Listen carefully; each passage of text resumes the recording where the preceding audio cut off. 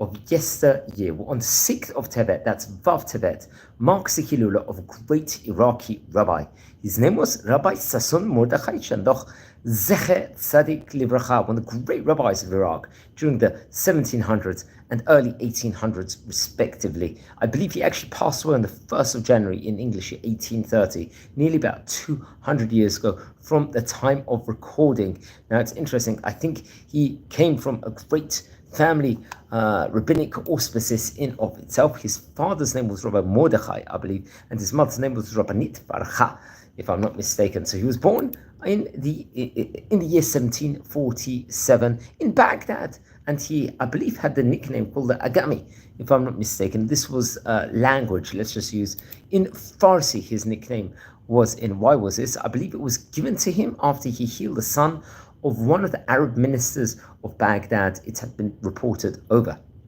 Interesting enough, his grandfather, Rabbi Moshe, served, I believe, as the president of the Baghdad community in the early part of the 18th century, the 1700s, and served also as a treasurer of the governor of Baghdad. Interestingly enough, I believe he himself would be appointed to various different positions, especially in the year Hey Tav Kuf Ayin Bet.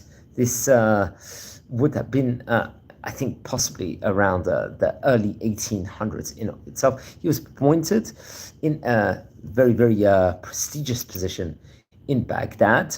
Let's say the supervisor of the inscriptions and consecrations in Baghdad. He would become a chazan, a shliach tzibor, reader, you could say a cantor, inside the famous great synagogue in Baghdad, Al-Qura and the Khazan. Remember, this was a very prestigious position. Let's say the Great Synagogue was the main synagogue in Iraq in of itself, I believe. Now, he is famous for authoring many different great Torah poems, piyutim, and Torah songs in of itself. Some of these songs are still sung by many people of the Jewish Iraqi congregations all throughout world Jewry in of itself. Now, I believe it's reported over around 10 of his descendants would become part of the great wise people of Baghdad at later stages in time.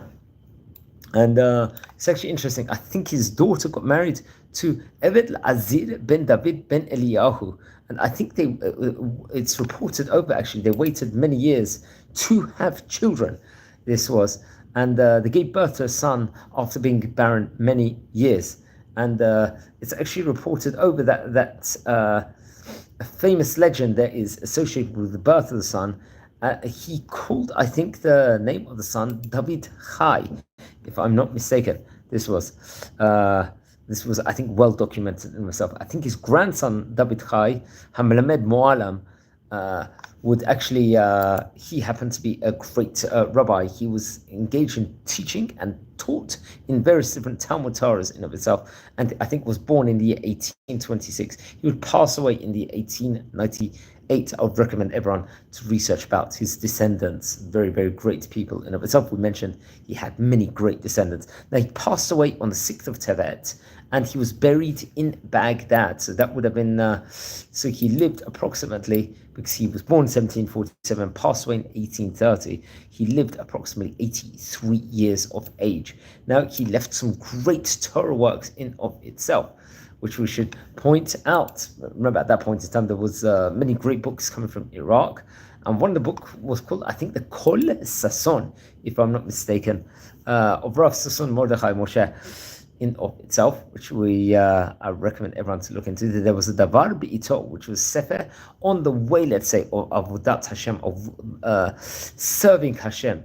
And this was featured in regards to Musar teachings in of itself, especially within regards to the Friday, the Yom Shishi, and Shabbat Kodesh, the Sabbath, the Jewish Sabbath in of itself.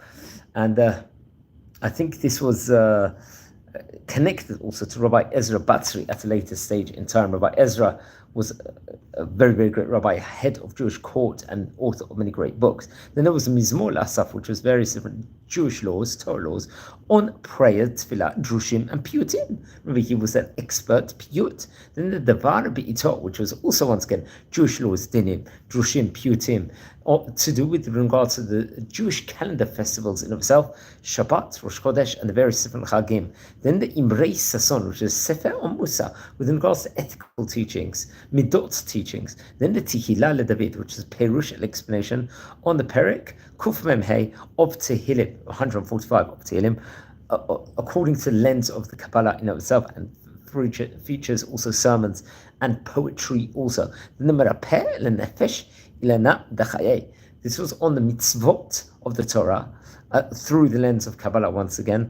I think this actually came out through the publishing house of Chevrat Abat Shalom, which has to be pointed out. Now, he passed away on Vav Tevet, is his Hilula. Please don't forget to light candles in the great rabbi's memory.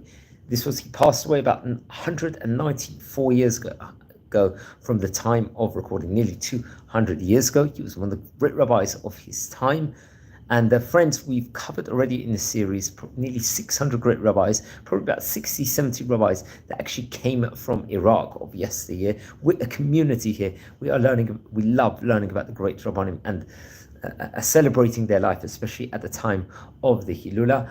If you happen to be related to any of these great rabbanim, please send me an email. I would love to hear more. And wishing you all well and blessings from Israel. And take care, and everyone be well. Wishing you all well.